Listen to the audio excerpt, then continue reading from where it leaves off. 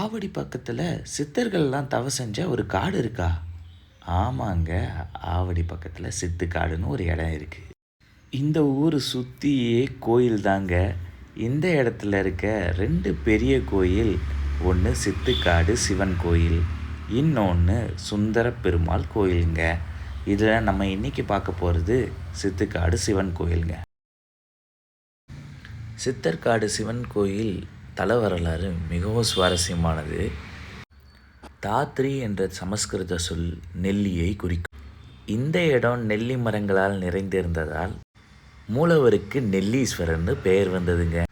படுக்கை ஜடாமுடி சித்தர் மற்றும் பிராணதீபிகா சித்தர் 2 பேரும் இங்கே தவம் செஞ்சுருக்காங்க.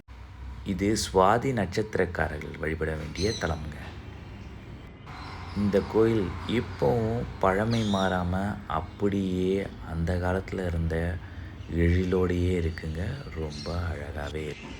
நந்தி சிவனை நோக்கி பார்த்துட்ருக்கு. சிவபெருமானோட காட்சி உங்களுக்காக. அம்மா பூங்குழலியோட காட்சி உங்களுக்காக.